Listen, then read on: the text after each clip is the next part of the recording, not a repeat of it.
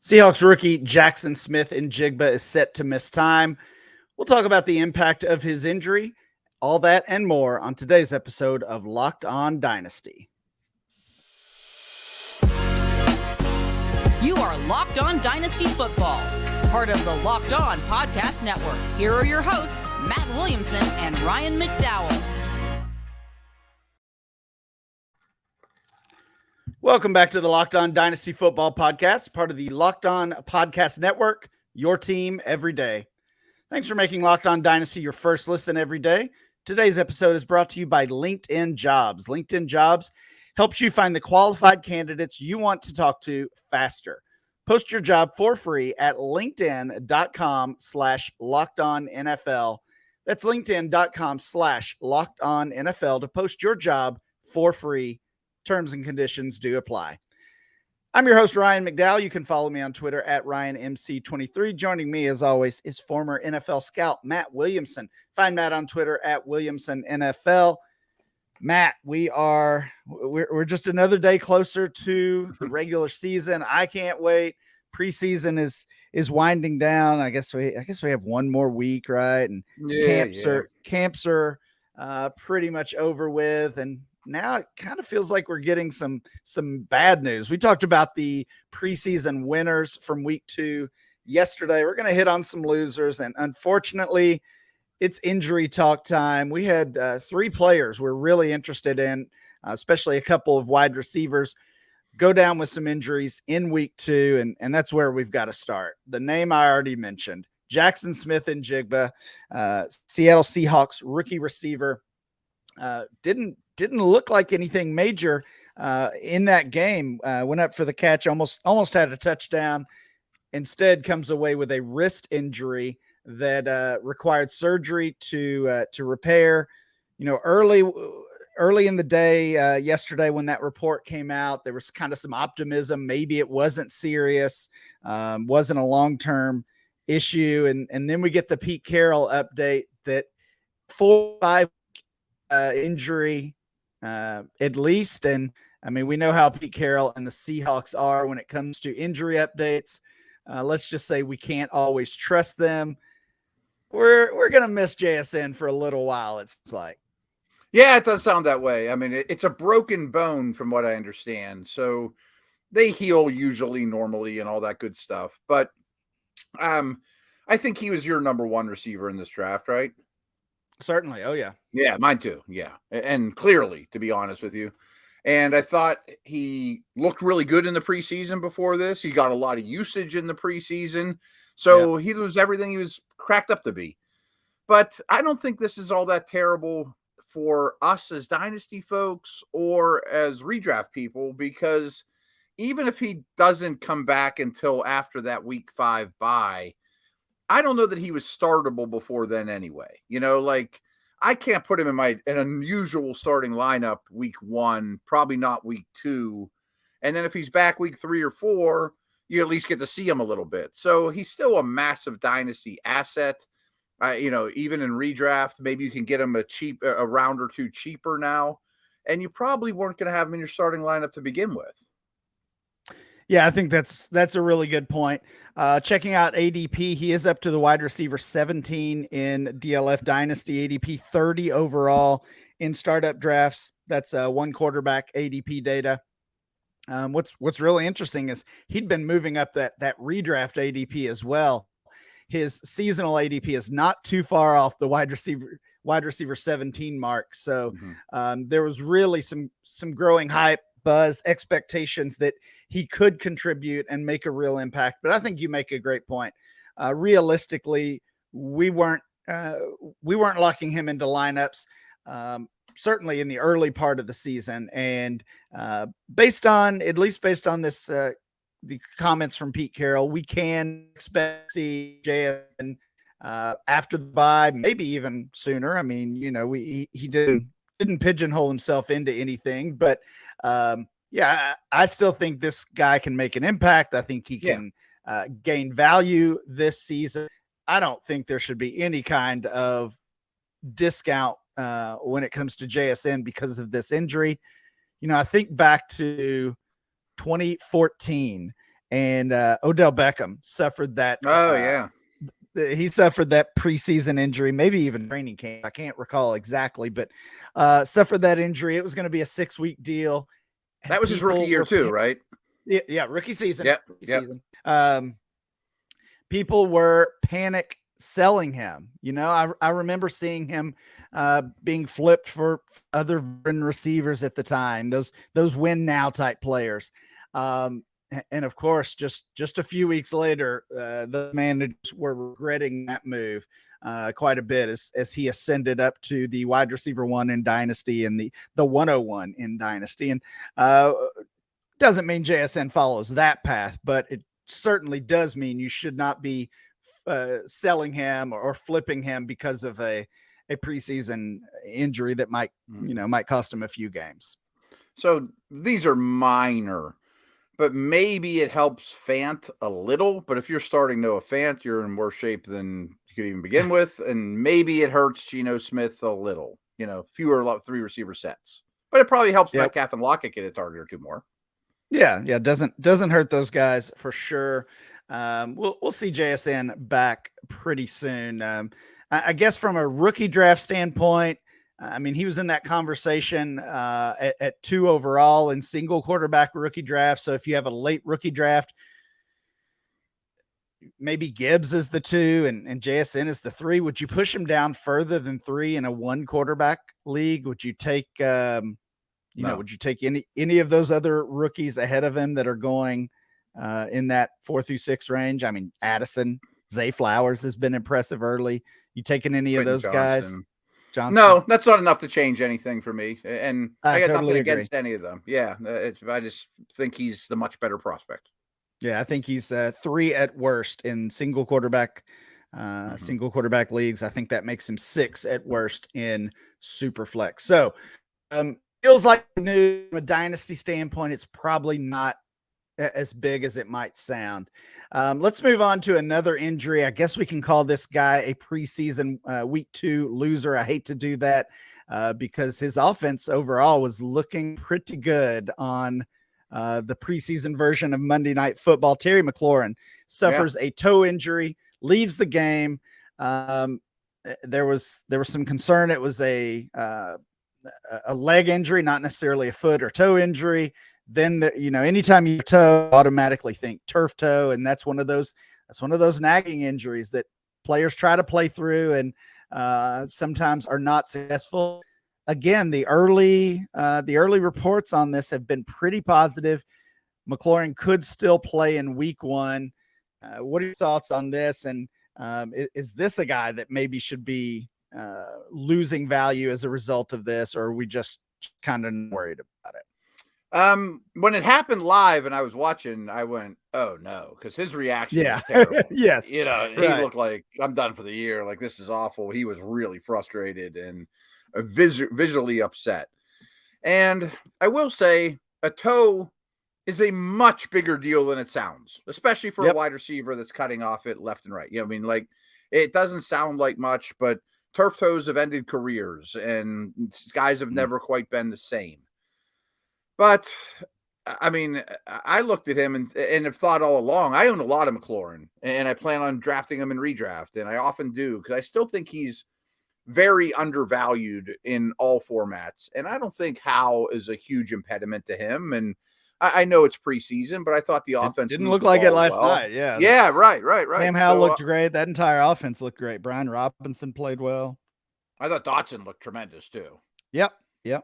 So I guess it helps Dotson a little, but I'm optimistic. I mean, this happened just, very, very recently. So we'll probably be getting a little more information as things come along, but right. I just warn people the toes can linger, and it's not just like the Smith-Njigba one. That's going to heal fine. McLaurin could come back early and play through it for a while and not quite be the same.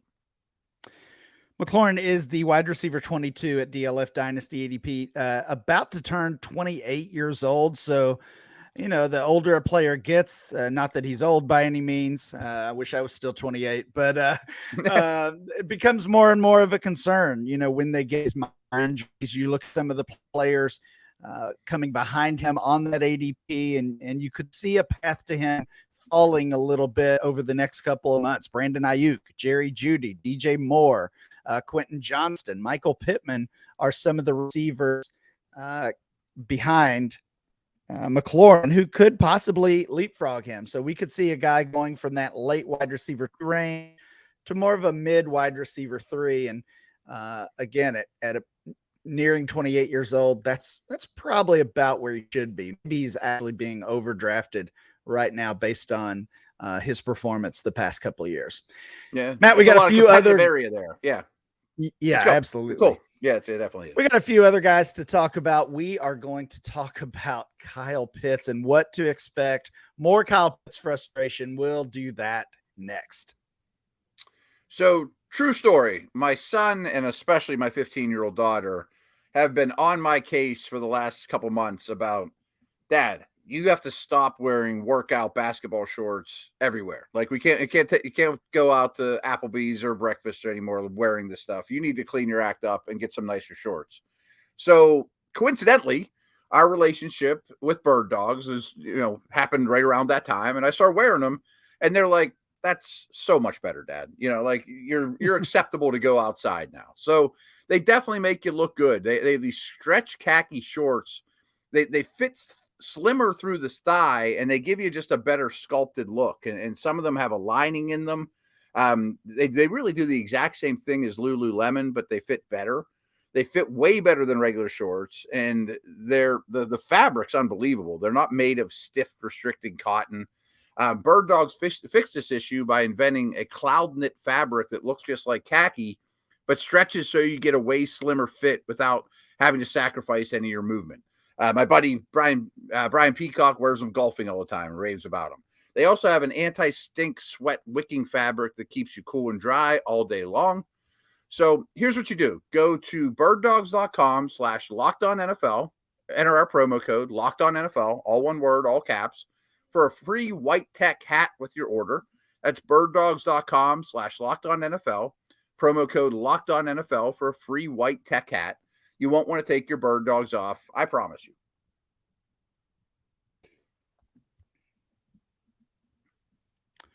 We are talking week 2 preseason losers, players who might be losing some value as a result of what we saw or didn't see in week 2 of the preseason. Matt, we got to move on to Kyle Pitts here. We know kind of the story of last season, a frustrating season for him and for anyone who had him on their fantasy roster because the upside, the expectations were sky high. This is a guy who was valued as the Dynasty tight end 1, very quickly in his career. And even in the months throughout that disappointing season. And here we are in the preseason now. We're just a couple of weeks from the NFL season kicking off, and there's still some concerns about Kyle Pitts, his injury from last year that ended his season, and honestly, just his role on the team. I said it yesterday. It's tough when you're looking at this preseason usage because it's a team by team situation as far as is playing time a good thing for that team. But you look at how the Falcons are using Kyle Pitts. They're essentially using a 3-way committee at tight end. We saw Desmond Ridder play 17 snaps. Kyle Pitts played 9 of those. Michael Pruitt played 9 of those, and Jonnu Smith played 7. Obviously, we're factoring in some 2 tight end sets in there with a couple of those guys on the field. But I mean, this is not looking great for Kyle Pitts if he's not even going to be a full-time player in this offense. We already have questions about the offense in general, about Ridder as a first-time starter. And now Pitts is a part-time player and maybe still dealing with that leg injury from last year. How worried are you about Kyle Pitts? My impression is Pruitt's the best blocker. He's a good movement blocker. We know they're going to run the ball a lot. They're a very physical offense. And maybe we brushed it off, myself included, but the acquisition of Jonnu Smith from his old coach in Tennessee maybe should have been more telling than we thought. And I just thought they would play together a lot, and London and Robinson, and they often talk about positionless football down there. Just give me a lot of big people that can do a lot of stuff. But this is concerning, and I'm enamored with Kyle Pitts. Like, I'm going down with the ship no matter what, because I think he's that rare. I think a lot of people are. Yeah. I just think his career has been so odd, though. After a while, it's, what's that saying? Like, once is a fluke, 3 times is a trend, or whatever it is, like there's just been something holding back his fantasy production every step of the way. And I'm not saying he's dumb or doesn't work hard or anything like that, but is there something behind the scenes we don't know that's, because I just know that's how teams work, like they don't quite trust him, or if he's not running the right routes, or I don't know. I mean, maybe this injury still is a thing, or maybe, just maybe, but although they have played London and Bijan, they just want to keep him as fresh as possible, and they're going to unleash him like crazy in week 1. And I think I'll go down with that ship, but boy, I might regret it.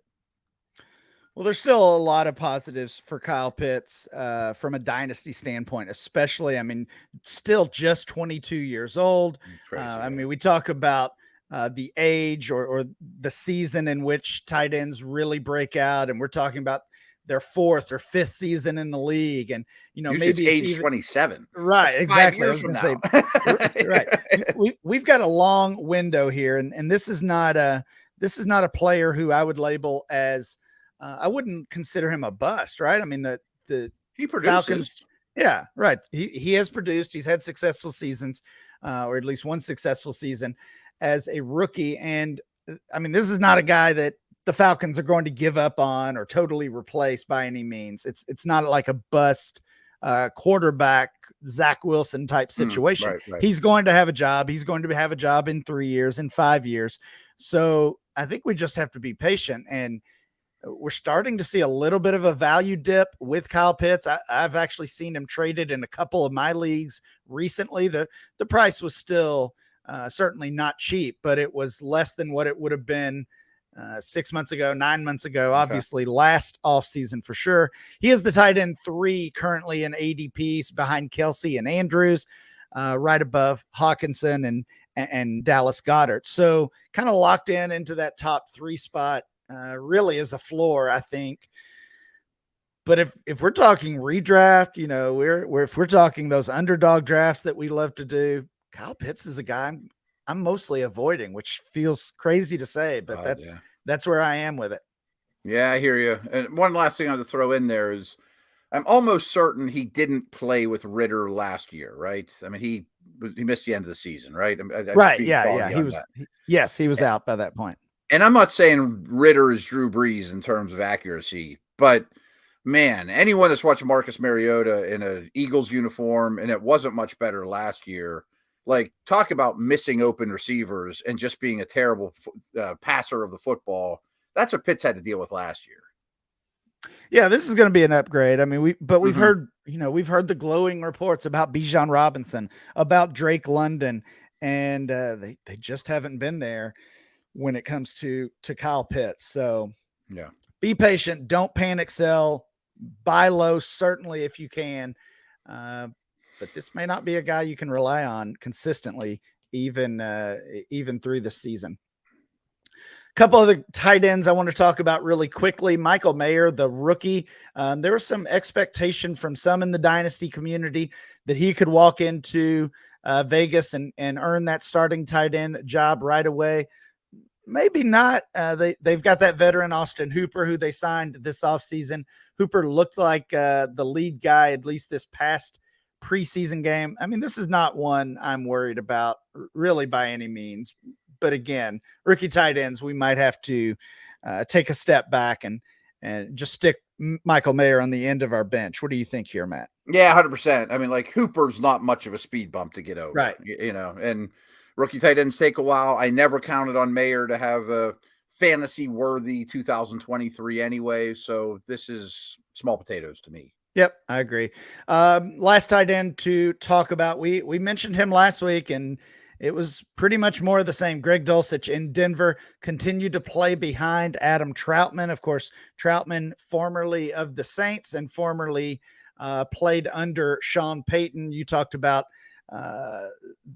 the Titans acquiring, the Falcons acquiring Johnny Smith and reconnecting with the former coach there. We saw the same thing here in Denver, and those situations tend to be problematic. And Dulcich, while he was impressive as a rookie, certainly not entrenched as a starter. I think we have to start worrying about his upside for sure. I actually went, after we talked last week, went and tried to move my Greg Dulcich shares, tried to trade those. Didn't have as many as I thought I did. He felt like a player I was pretty invested in, and that ended up not being the case. So I just hung on to him. I want to see how this one plays out. I mean, Adam Troutman, it's not like he wasn't exactly a star when he was with the Saints either. So I don't know. Maybe this is a little preseason, fishiness here. Yeah, I mean, some of these coaches will put a young guy in the doghouse because they see a lot of potential, like Ayuk was last year with San Francisco. Yeah. You know what I mean? They see a ton of potential. Maybe the kid doesn't, feels a little entitled, so Peyton puts him in the doghouse for a while. But they're also, I don't get the impression Peyton's married to anybody he inherited. I'm just going to bring my guys in, and if you don't get on the ship, so be it. I'll throw you overboard. So, including Russell Wilson, right? Including Russell Wilson. Yes, 100%. Yeah. I mean, signing Stidham said that to me. We got a couple more guys to talk about, players that might be at the end of your dynasty bench and might be at the end of their own team's bench, actually. We'll do that right after this. Guys, these days, every new potential hire can feel like a high-stakes wager for your small business. You want to be 100% sure that you have access to the best qualified candidates available. And that's why you check out LinkedIn Jobs. LinkedIn Jobs helps find the right people for your team faster and for free. It's super easy to do. I wish they had a service like this for when I was, in the scouting world or even in the media like we've been. So, there's simple tools like screening questions, make it easy to focus on candidates with just the right skills and experience so you can quickly prioritize who you'd like to interview and hire. That's why small businesses rate LinkedIn Jobs #1 in delivering quality hires versus leading competitors. Here's what I need you to do. LinkedIn Jobs helps you to find the qualified candidates you want to talk to faster. Post your job for free at linkedin.com/LockedOnNFL. That's linkedin.com/LockedOnNFL to post your job for free. Terms and conditions do apply.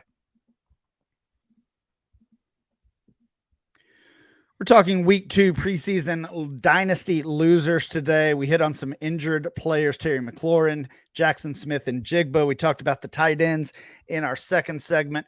Matt, we've got some players here to finish up the show with that these guys might be in danger of not even making their NFL team. Let's start with Justin Ross of the Kansas City Chiefs. Kind of one of those players that got a lot of hype early in the offseason, really even early in the preseason, but he looks pretty buried in Kansas City. I know we like to invest in as many Chiefs as we can, and Ross certainly flashed his talent and ability early in his Clemson career, but has dealt with so many injuries since then. Again, looks like based on week 2 preseason action, he might be the wide receiver 5 or 6 on this roster. And I would not consider him a lock to make that team. Any hope for Justin Ross? It's a pretty crowded room. I mean, there's no Tyreek Hill there, obviously, but it's a crowded room, and there's easily 4 ahead of him that are going to make the team. And here's a lesson that I think applies to our podcast as well, is if you're the 4th or especially the 5th receiver or the 3rd running back, you almost have to have some kind of special teams traits. And I don't know that he does. My hunch is he doesn't, because he was a 5-star recruit that went to Clemson, then he got hurt. You have to reinvent yourself and run down on punts and things of that nature. And if you know that your guy doesn't, and he's a wide receiver 4 or 5, he's either not going to be active on game day or he's not even going to make the final roster. Yeah, pulling some snap info from Pro Football Focus. Patrick Mahomes played 20 snaps, and Justin Ross did get some run with Mahomes on the field. Only saw 2 snaps. That was 6th on the wide receiver depth chart behind MVS, Sky Moore, Justin Watson, Rashee Rice, and Richie James. Each of those players saw at least 6 snaps. So, as I said, Ross not looking great right now. Another player who does not look so great. Richie James is going to make the team. Like, people might just brush that off like, oh, he can get past Richie James. I don't know they can. Yeah, I really like Richie James, actually. Yeah, me too. In the short term. So I'm quite a bit. And I agree. I think he's definitely making the team, and actually kind of excited about him. I think he could be a sneaky redraft or dynasty option at the end of your bench. Let's move over to the Buffalo Bills. Khalil Shakir was a rookie last season, pretty much a lost season, kind of a redshirt year. Dynasty managers showed some patience with him. The Bills, not so much. He looks like he is their wide receiver 5 or 6 as well. Similar story to Ross. We saw Gabe Davis and Stephon Diggs obviously locked in as the starters. Shakir is playing behind Deontay Hardy, Trent Sherfield, and rookie Justin Shorter, who is reportedly a lock to make the team. You know, this is a team, the Bills, that moved on from Isaiah Hodgins very quickly. I mean, maybe they regret that now that we've seen at least what Hodgins could do last year with the Giants. So, I mean, they're not afraid to cut a day 2 or early day 3 pick after a year or two. Maybe Shakir doesn't even make this roster. Maybe not. And we knew they were at the top of the league in 11 personnel, 3 receivers on the field. Yep. And you knew when they drafted Kincaid that was going to change, that the slot position was going to get a smaller snap count. That's definitely the case. And he's not even the number 1 slot at this point. So, yes, and I also don't think he runs down on punts or kickoffs either. But if he lands with another team that's receiver starved, I would keep an eye out on him. I really liked him coming out of school. And that wasn't long ago, Well, again, could be a similar path as Isaiah Hodgins. So, not a player to drop by any means, but not necessarily looking good in Buffalo. Last guy to talk about here, Zonovan Knight. We've talked about how crowded that Jets running back room is. Of course, with the addition of Dalvin Cook, we've got Cook and Breece Hall at the top of the depth chart. Izzy Abanikanda, the rookie, seemingly locked into a roster spot, and the recent report says Michael Carter is a lock to make that roster. That might mean Zonovan Knight is on his way out as the RB. I guess technically the RB5. I can't imagine they're keeping 5 running backs. So no chance. So Knight could be gone. Yeah. The only thing I could see, you're 100% right. There's 5 running backs there. I don't think any of them are accomplished special teamers. And I know Cook is not, or Breece Hall is not playing special teams. No. I wonder, I didn't hear that Carter report, but before you said that, I was going to offer, could the Jets trade Michael Carter to the Bengals for a 6th-round pick or something? Maybe they trade somebody. He seems like the only one that would get anything back. Yeah. I mean, I definitely think that's a possibility. And then maybe they end up keeping Zonovan Knight. Knight did play in that preseason game this past weekend and did not look all that great. Meanwhile, Abanikanda has looked pretty impressive. And obviously we're not going to see Dalvin Cook or Breece Hall this preseason. So kind of a waiting game with those end of bench depth running backs for the Jets, but all those guys matter in Dynasty, especially those deep leagues. And again, if Zonovan Knight is cut, if Michael Carter's traded, they could actually see their Dynasty value increase by landing in a new spot. That's the last thing I wanted to mention, because we had a good Jonathan Taylor conversation. If Taylor gets traded and a running back doesn't come back, somebody's a Zonovan Knight type player is going to end up in Indy and might even compete for a starting job. Yeah, we certainly have seen crazier things than that happen in the NFL. That is going to do it for today's show. Please make sure you download and subscribe or follow for free on YouTube or wherever you get your podcast. Remember to follow the show at Locked On Dynasty. Follow Matt at Williamson NFL. And I'm Ryan, MC23. We'll be back next time with more Locked On Dynasty.